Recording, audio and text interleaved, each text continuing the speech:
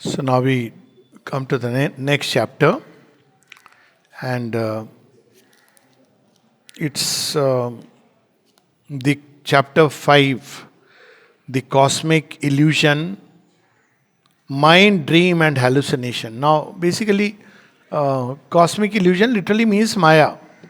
So, though Aurobindo has not used the word Maya because in its original sense, Maya means something else. Maya literally means what measures out.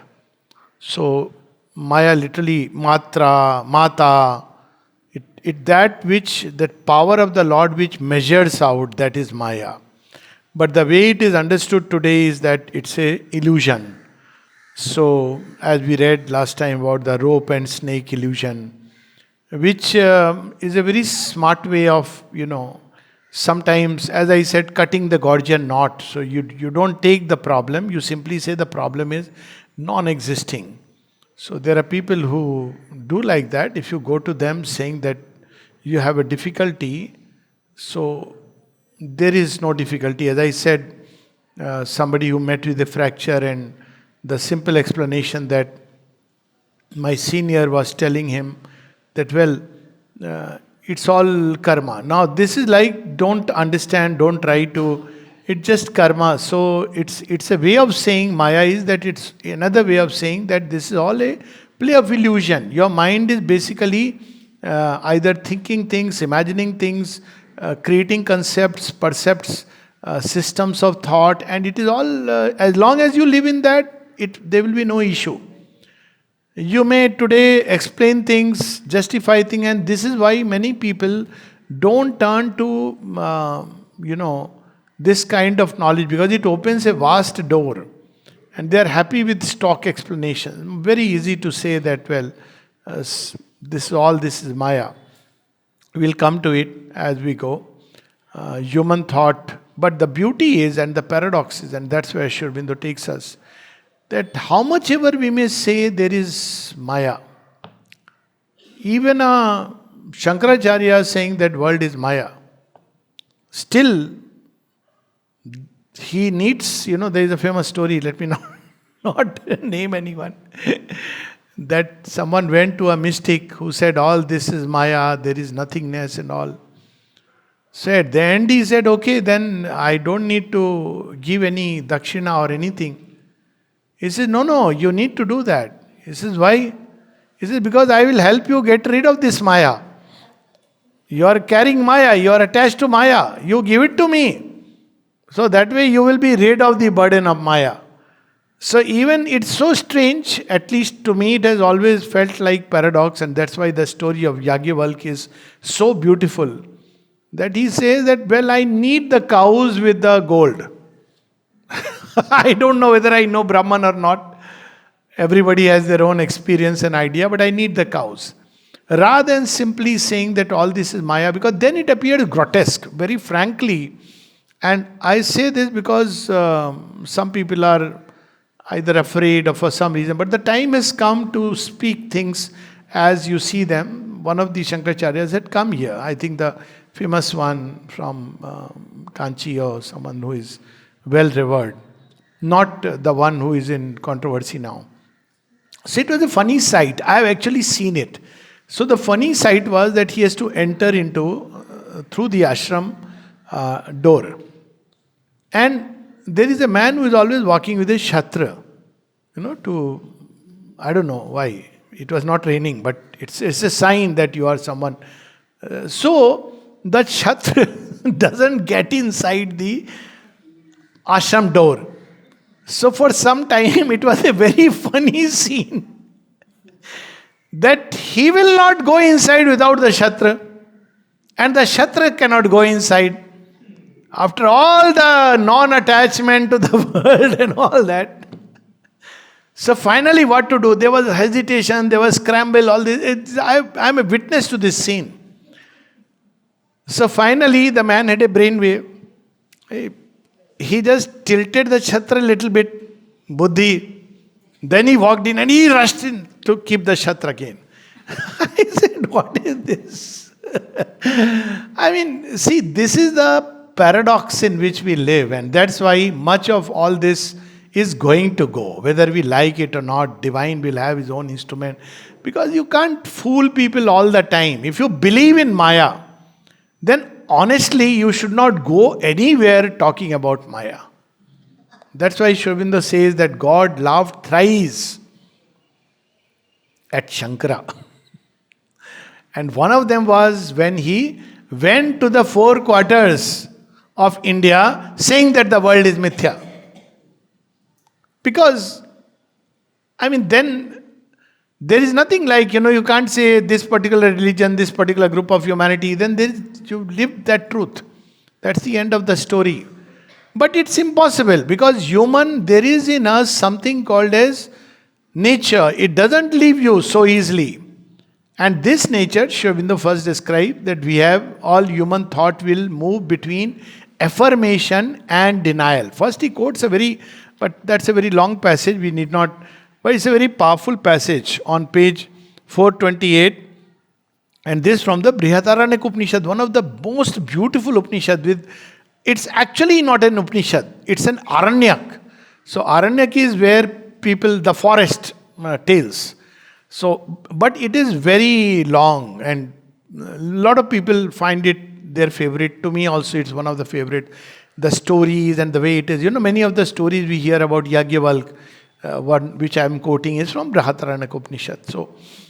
So this Upanishad, he's quoting, and we know how Yagyavalk himself, people nowadays, because since we are mentioning him, so just to mention the story that what kind of, in India, what was spiritual pursuit at one point of time. So at one point of time, Yagyavalk's guru is Vaishampayan, Rishi. So he has taught the Vedas, whatever. And then Yagyavalk raises questions. So after some time he gets very angry. He said, you have too many questions. You vomit whatever teaching I have given you and go find answers for yourself. And Yagyavalk vomits. He releases that entire knowledge. Goes back empty-handed from the door of his guru. And as he goes, he meditates and then he discovers the famous truths which are today in the Isha Upanishad. And now they have become part of the Vedas. It's something amazing, that story is so inspiring. His whole life is so inspiring. And some of these stories we'll see in the Brihadaranyaka. And of course the Isha Upanishad is a testimony because he had questions and his guru couldn't answer him.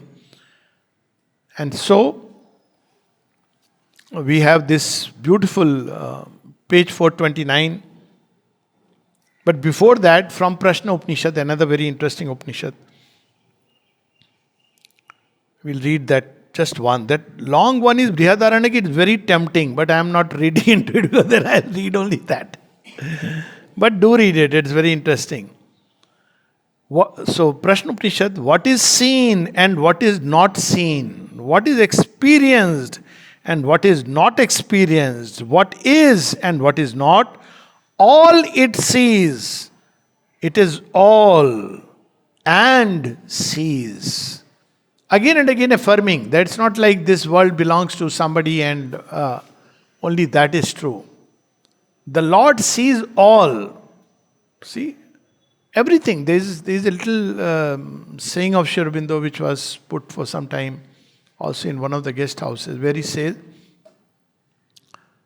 that if the divine lets us stumble, now you see it starts from what a note. If the divine lets us stumble, it is only so that we learn to walk better. He is the one who, okay. And then he teaches us how to walk better. I mean, it's such a complete and beautiful picture perfect. All human thought, page 429, all mental man's experience. Sri Aurobindo, when he writes, no, what a perfectionist. When he writes, sometimes we can miss casually. All mental man's experience. So there is spiritual man, there is vital man. Now he is referring to rational thinking man, mental man. Moves between a constant affirmation and negation. There is for his mind no truth of idea, no result of experience that cannot be affirmed, none that cannot be negated. So we have the story when someone wrote to Aurobindo that, "Sir, I've been having a little bit of cold. And you know what? It had a great effect on me," or something like that. "I realized that the world is Maya." And Aurobindo says, "But that is very easy to realize if you have a cold." I mean, something to that effect. The problem is to get out of this Maya, realizing world is Maya. Anybody in a fit of blues, "Oh, this world is Maya," that's right. But try coming out of the Maya, you will move from one Miss Maya to another Miss Maya. And then a third, until you ultimately realize, no, we have missed the game. The point I have missed. So then you say, whatever it is there, I have to meet the challenge and grow, upgrade myself. So that is the big challenge of life. But you can move between affirmation and negation.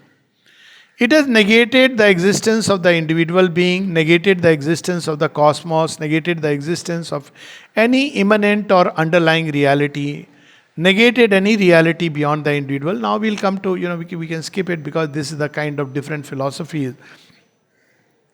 At the same time, it has affirmed everything.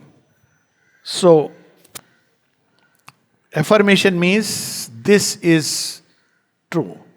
So recently, I got a letter from someone, half question, half letter. He said, whatever one may say, medicine is based on evidence. Now I've read all this, heard all these things in the discussion.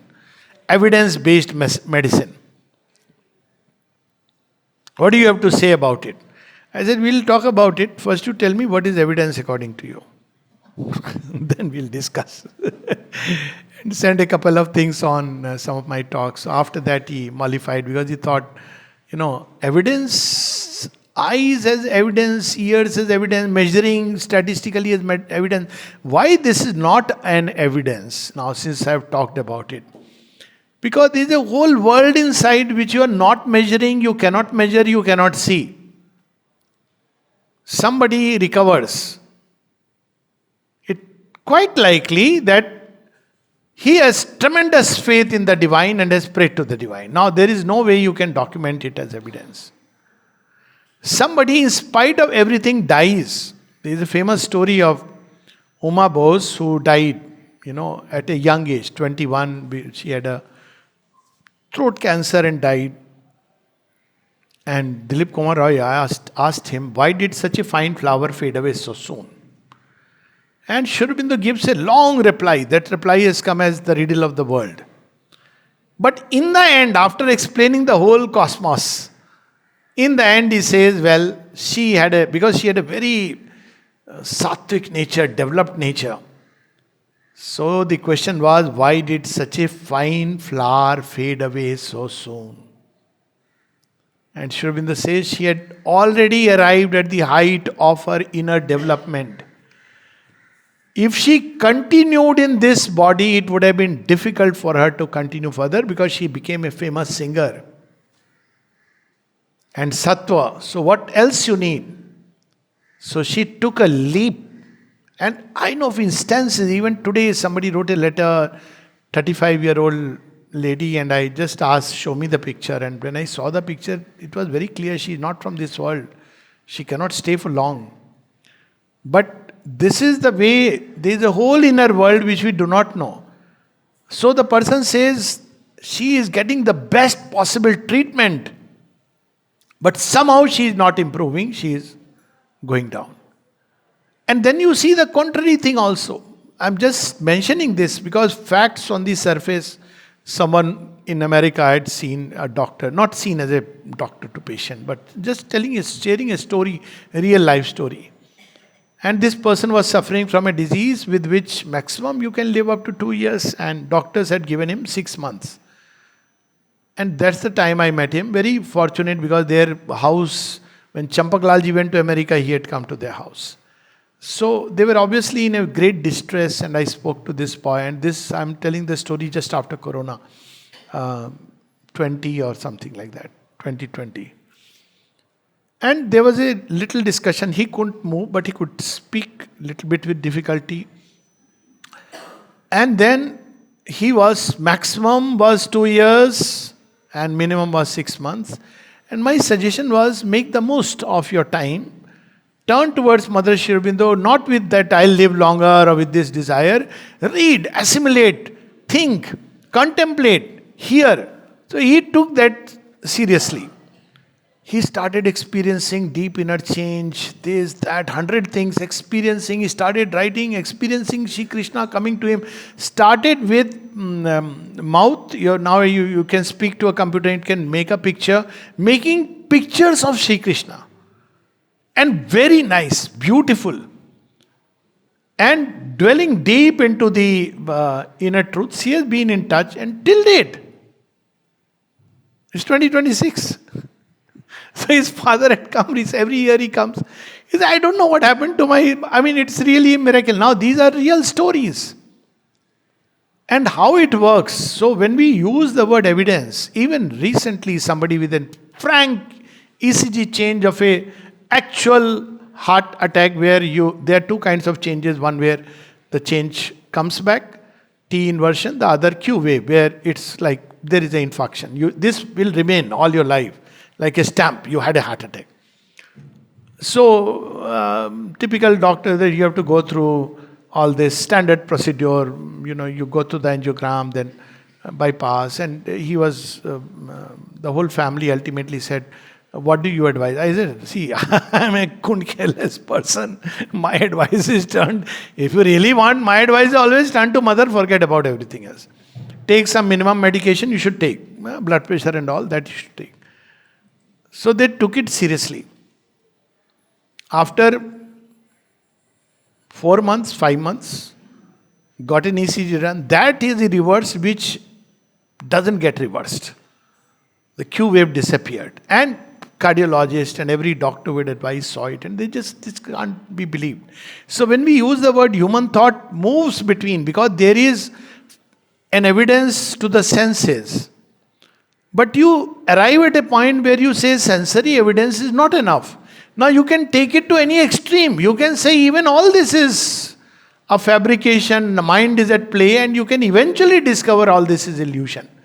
So human mind moves between a grand affirmation and a grand denial. So nowadays many YouTubers, they want to say that Sanatan Dharma is absolutely wonderful. Of course, fortunately, we have a different kind of YouTuber sitting right here. But generally, they will end up saying that it is all, see, science is also saying it is Maya. Atoms are not real. It's just energy in space. See, our rishis were right. But rishis told many other things apart from this. So we can go to a point where everything we can affirm. If you go purely by the physical mind, sensory evidence, this is the real, so this I can touch, sense, feel, hear. In fact, Mother says, if this is your state, you are not ready for spiritual life. This is Mother's statement. Her last Wednesday class, 58. She says, if this is your state, where you believe what you see, hear, touch, taste is real, then you are not ready for spiritual life, and such people should not be disturbed. And there is the other extreme, where everything is unreal, which is easy to prove. Actually, it's in a way very easy to prove, because senses are reporting what? A small bandwidth. What are they really reporting? Energy play. How does the eye see? Photons are striking the retina. Okay, retina. So, I'm hearing language. What is happening? Vibrations are coming. They are through the tympanic membrane. They are going inside. They are the 3 little bones inside the ear. They are touching. It goes into the brain as vibration. And the brain says, he is saying this. At one level, it's amazing. At another level, it's nothing but vibrations and photons. So we can both ways. We can affirm it, we can deny it. Something happens between the vibration and the brain, and you have meanings. So that's where the whole play comes. So that Sri Aurobindo will explain later. But right now he's saying, on page 429. At the outset, next para, man lives in his physical mind which perceives the actual, the physical, the objective, and accepts it as fact, and this fact as self-evident truth beyond question. This is what I was talking of, evidence. Whatever is not actual, not physical, not objective, it regards as unreal or unrealized, only to be accepted as entirely real when it has succeeded in becoming actual, becoming a physical fact, becoming objective. Its own being too it regards as an objective fact, warranted to be real by its existence in a visible and sensible body. All other subjective beings and things it accepts on the same evidence, insofar as they can become objects of our external consciousness. So, what I cannot see doesn't exist. What I cannot hear doesn't exist. And this is the strange part, is science itself tells you. There is so much you cannot see. At least to me, when I read all this in physics, I said, oh my God, I am seeing only this little bandwidth. What about all this? So, teachers don't like such questions, that's... But there is a whole play of light which I don't see. What we can hear, 20 to 20,000 hertz. And then, at my age, and you learn the ropes, you can also have selective hearing loss. When you don't want to hear, you say, "Hai, ki bole che?" Okay, old man, something like that. And they will I don't feel old, but it's good to sometimes, it take advantage, like my friend, he likes to be young all the time. But when he has to take a seat, he will go and say, "Aapko sharam nahi hai, you don't have, you are not ashamed, you see a, 65-year-old man standing with a white beard and white." Say, "Okay, sir, okay." Otherwise, he is very young. So there is something called a selective hearing loss, and people can take advantage if they like. So, but it's a fact that these senses report only little. And if we really remain stuck to what I see, what I hear, then forget about tasting and all, is anyways very subjective. Somebody's very tasty thing, maybe another person, bitter gourd. So he says that physical science itself says that, well,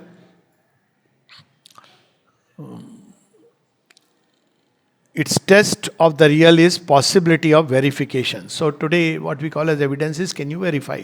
So in all studies, I'm saying that in all drug studies, and this I'm saying as a doctor, I used to ask this question. There is no element of including things like faith, positive emotions, etc., etc. Because, you can't measure it. And it may have a big role to play. So what you see is only the drug and its interaction vis-a-vis. But there may be a whole world which we do not see. But man also has a life mind. So what is the life mind? It imagines. Now this is another problem. It's a kind of escape. You may believe in science, but still you imagine when you look at moon. See, that's where people say that moon, oh beautiful moon, oh lovely moon, you look like moon. But he may mean that you look like a very deserted, cold fellow, because that's what moon is scientifically. So you can imagine a whole world. It's a relief given to man. It's not given to animals, that we can imagine. We can imagine things that are not. So this is the second way we try to understand reality. I'm skipping these paragraphs. Then we have on page 431, at a certain point of this constant unrest and travail, even the physical mind loses its conviction. So the other is imagination, from where comes also dream, etc. And then finally comes the reason. So this is the three operating systems within us. Now reason is dependent on the senses actually. So you can reason only when you have the data. And what is data? Data is of the senses. So reason is actually ordinarily a slave of the physical mind. But there is a higher reason. true philosophers. If you read Goethe, higher reason. Even for that matter, Shankaracharya and Buddha, higher reason, which brings in another dimension altogether. Reason disengages from the sensory output and then it tries to discover the truth. So there is a higher reason, but ordinarily in science we don't use higher reason, we use only the ordinary reason which is at the mercy of the initial data presented by the senses. Now, having described all this, now on page 432, Aurobindo says,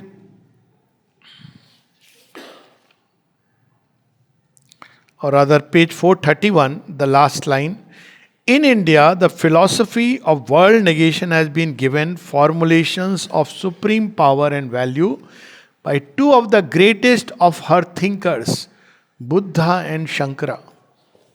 See, it's a very amazing sentence. Only Aurobindo can write like this. He has used the word greatest.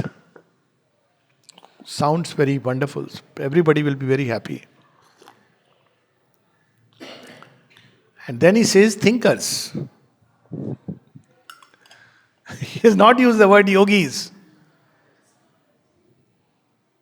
He is in no way denying them their place, and no doubt, logically, if we see, these two are amazing. And Indians should be proud about this part.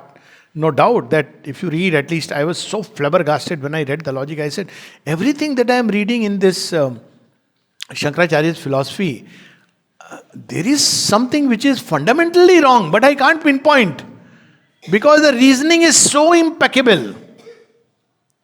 I said, something is missing, but basically, rationally, he is right.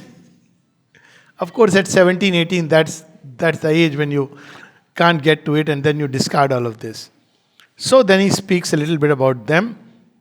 But they are the ones who, the spirit of these two remarkable spiritual philosophies. For Shankara, in the historical process of India's philosophical mind, takes up, completes and replaces Buddha. Though it was a reaction to Buddhism. So if you read the earliest debates, you see that, Buddha said he was regarded as Avedic because he completely negated Karma Kand. You don't have to do all these rituals, puja and prayers, you don't need it. What about God? Gods? No. Ultimately, of course, Mahayana and Hinayan, I'm not going into Buddhism where you have Mahayana, Hinayan, and the most difficult of all, Theravada. So, and there are sub-branches. But primarily, Buddhism in its original sense, it discarded this entire thing and said there is nothing to explain. You have a problem of suffering, you have to find a way out of it. And the way out is Nirvana, the Eightfold Path. And when you read it, it's amazing, it's very powerful. And you end up, yes, why all this mental gymnastics? That's how even today we have this idea, why life divine? Everything is understood. No, it's not understood. They don't explain all these details. Buddha showed a way. He was not interested in metaphysics at all. That was not his forte. So Shankaracharya, because Buddhism influence came up very strongly, many Hindus, Sanatan Dharmi became Buddhists. So there was a problem. So two things happened. One was Shankaracharya rose in reaction. That no, there is a reality. You can't deny that there is no Brahman. So he affirmed the Brahman. And there was another very beautiful way that I really appreciate Indian thought in that sense. What it did, it accepted Buddha as one of the branches of Sanatan Dharma. Now what do? Buddha is one of the avatars. Vishnu Puran speaks about Buddha as one of the avatars. His name is Maya Moha. End of the story. Yes, we accept. Sanatan Dharma is so amazing. Christianity came. We didn't fight Christians and Christ. Of course, they took a lot of wrong advantage of this. Buddhists didn't, but they started converting. But what did India do? अच्छा, हाँ एक भगवान और भी है. हमारे 33 करोड़ भगवान है. Church में भी, this was a way of integrating. So that is how Buddhism and Shankaracharya both have been integrated into mainstream Indian thought. Christianity could not be because they started dividing and fighting, and of course, uh, you know, Allah Allah wala to Allah hi ho gaya. So people stay away because there's gone too much. Though, frankly speaking, even that can be integrated. And this, because if you look at, just because we mentioned Christianity and Islam, Christianity is about the love aspect of God. Whatever limited way it is understood, it's okay. So, what is left when you speak about love? You have left force.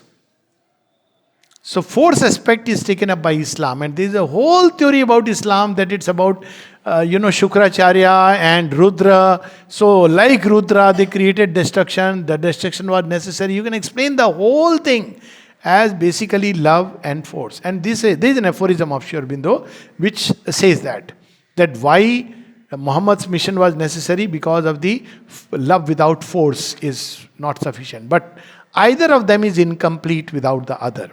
So this is just a little background, since we are mentioning Buddha and Shankara.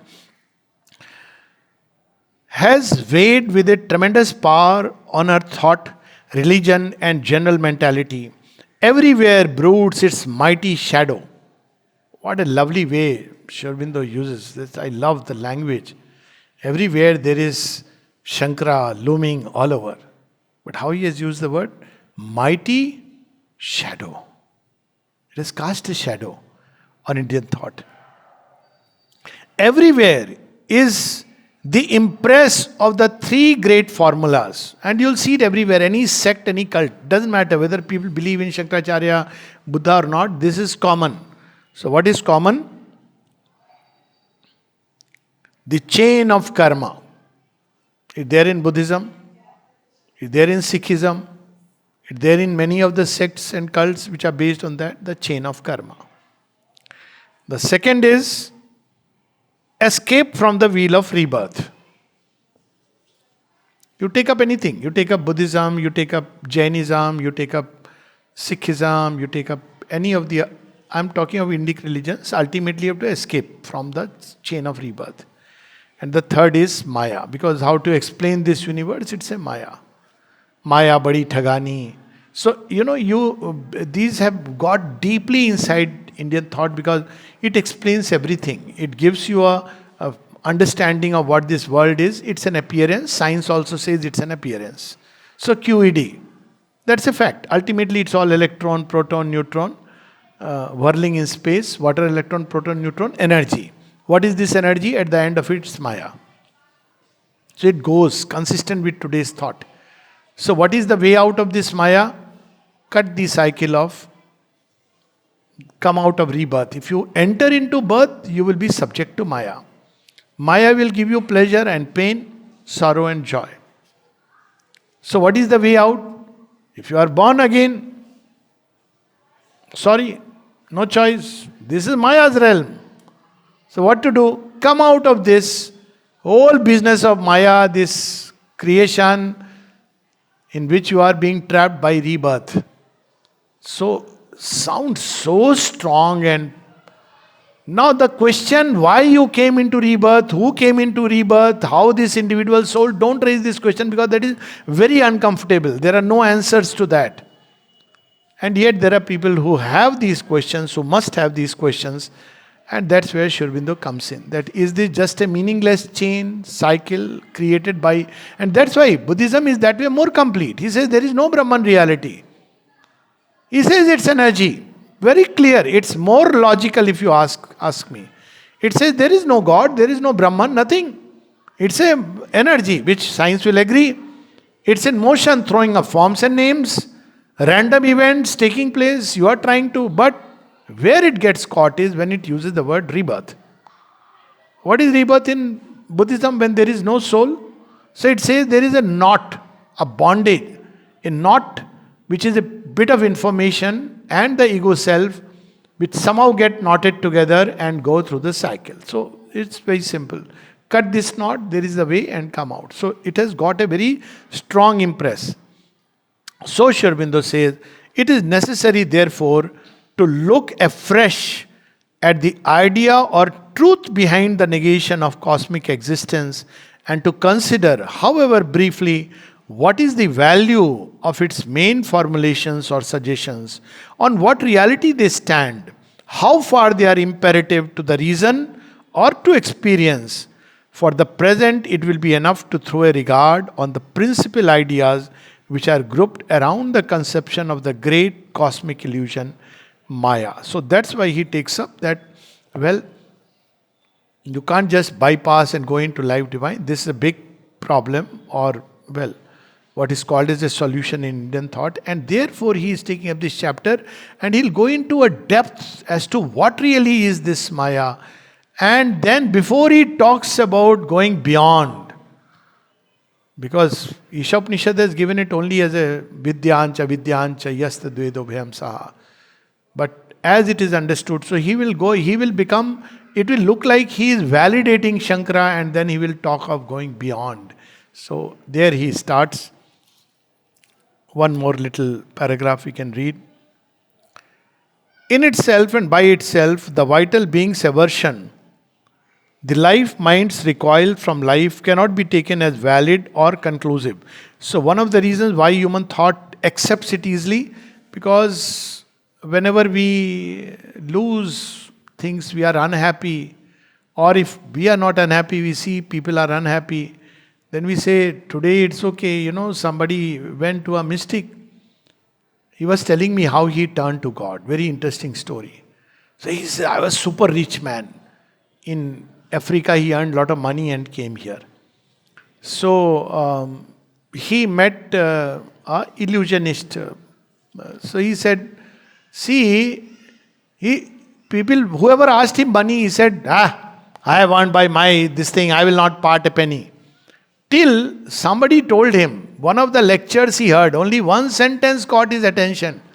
In this life, you may be very rich. In the next life, you may be a very poor man. Now he got frightened. He said, my God, what if this is true? So he said, what do I do with my money? He said, give it away. Where do I give it away? Build a temple, build some. So he built a whole, Vanaprastha place for the old people. He said, let me do some good, super rich man out of all this. He says, and it was very easy for him. This is an illusion and only there is a greater truth. Brahman is real. He took to the Arya Samaj doctrine. And then suddenly one day, he comes across the mother and Aurobindo. And then he says, this is the truth, actual truth that I am really looking for. And he changed track. It's very rare. Because it's very convenient that now this world I have become rich. Let me do something for the other world. For moksha. And if I am not rich, anyways I can blame it on karma and maya and come out. See, it is so attractive a doctrine. God's intention, God's purpose, forget about it. That's too much. So he is speaking about it.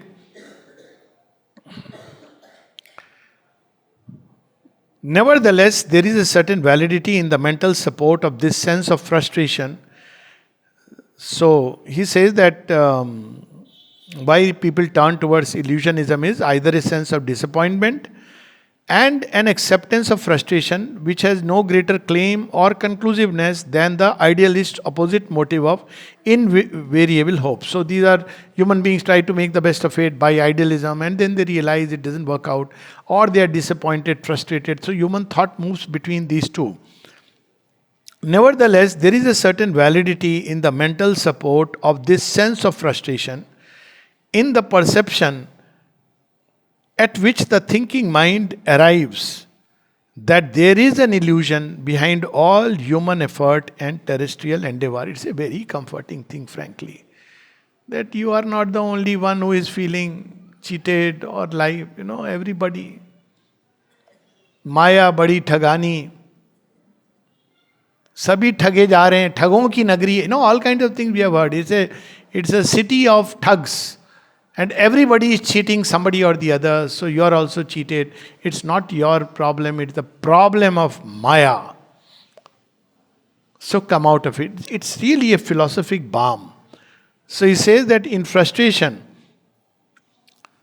there is an illusion behind all human effort and terrestrial endeavor. the illusion of his political and social gospels, the illusion of his ethical effort at perfection, the illusion of philanthropy and service, the illusion of works, the illusion of fame, power, success, the illusion of all achievement. The problem is, this kind of illusion may take you toward depression, as happened in the life of actual filmmaker Guru Dutt, a genius, one of the best filmmakers ever. And he committed suicide at the age of 39, 40.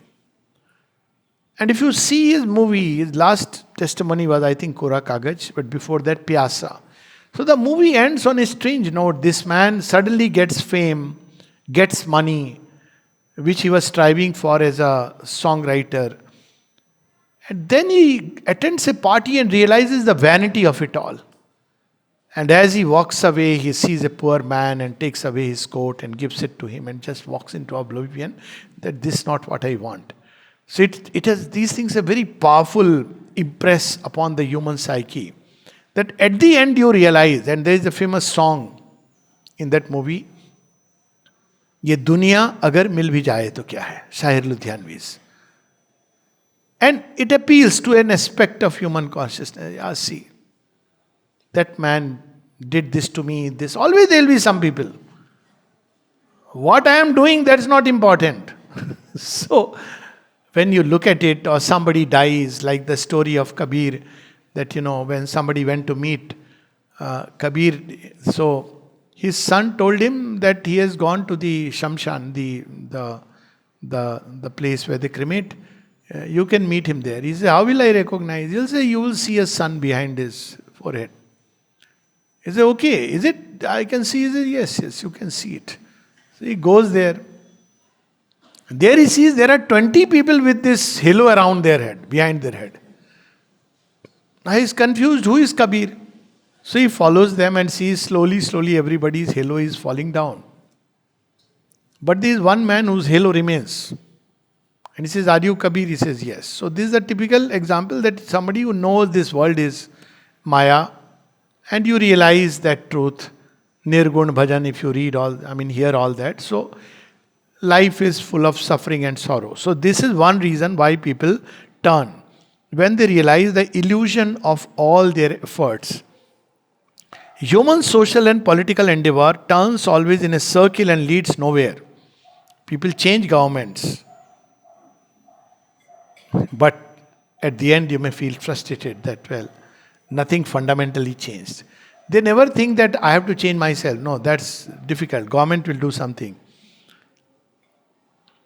Man's life and nature remain always the same, always imperfect. And neither laws, nor institutions, nor education, nor philosophy, nor morality, nor religious teachings have succeeded in producing the perfect man, still less a perfect humanity. And you have these experiences in life. One of our good friends suddenly one day reaches in the morning, I want to get married, asking us to be a witness. So he was already, you are married? No, I have now found the person of my choice. So he was married 4 times, okay? So this was the 5th one. Okay. Chalo, sign le lo. Did the sign. This marriage lasted for 15 days. Now, because, but beauty is that he grew on a rapid track through all this. He is one of those who came here and Champaklalji, in first look he gave him Aurobindo's relics. You see outwardly and you see the inner life. Because he was on a fast track, feeling this life at the end, this is life. So this is one kind of a approach. This is not the ideal approach. Aurobindo would say that. So people say that straighten the tail of the dog as you will. It has been said, it always resumes its natural curve of crookedness. Swami Vivekananda is famous. He was prone to get angry, and when he got angry, he would blow off his head. All this was known. Sri Ramakrishna, he would, ask Ma Sharda, how long will you take for the pakodas? Prawn pakoda he used to love. And people are waiting to hear him. And he is a realized person. There's no way he belittles him. And he is waiting. How long you will take for the prawn pakoda? And poor lady, she... So, That's why when somebody asked Sharda Ma about Swami Vivekananda, Sister Nivedita asked her that when he talks about Brahman, it's just amazing. What a vastness he enters. But when he gets angry, I can't understand. Is it the same person? So she had a very interesting explanation. She said, yes, it's the same person. You know what? If he knows who he is, Thakur told he will not stay. So a veil of Maya, you see Maya comes in, a veil of Maya has been put over him so that he can remain attached to life. Otherwise he'll leave. The day Narendra understands who he is, he will leave. And that's what happened. If you read his memoirs, last 2 years, he is asking Ma Kali, come as rain, come as plague, finish me. I mean, he literally goes like that. So this is one approach. Altruism, philanthropy and service, Christian love or Buddhist compassion have not made the world a whit happier. They only give infinitesimal bits of momentary relief here. All aims are in the end transitory and futile. Whatever changes are made in human life are of the form only, and these forms pursue each other in a futile circle. For the essence of life, its general character remains the same forever. So, first he states this entire thing, and then he says that, well, this is one way of looking at Maya as pushing you away, but this is not sufficient. It doesn't have sufficient force.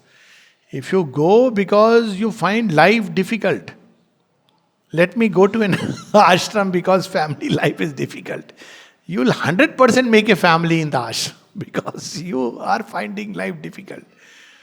But if you go with the idea that life can be and must become perfect, that is the other side of the story, Sri Aurobindo's yoga. But even before that, he says, this negative recoil from the world, because world is imperfect, therefore let me seek the divine, has its own force, but it is not sufficient, because man is bitten by the Vasuki of Shiva, and he has within him the flute of Krishna. So, whatever you may say that life is like this, take to Maya, it is all Maya, take to Brahman as the sole reality, he will pay a lip service. But he will never accept it as his complete doctrine, because man wants to understand. And that's why I feel, with which we'll stop. Today, tomorrow, maybe few people are reading. 50 years down the line, people will turn to life divine because they will not have their final answers. But they must go through this phase, have the questions still burning, have the aspiration, not rubbish it off because some acharya says your aspiration is futile. Your aspiration for perfection, for true love, flawless happiness. If this aspiration we nurture, then one day, if not today, maybe 50 years down the line, man will have to turn to Sri Aurobindo and the mother. He will turn because nowhere else we get a perfect answer to our hopes. So we'll meet tomorrow. Tomorrow we'll have 2 sessions. Then day after tomorrow, it's Auroville. So those who want the bus once again can write their names here.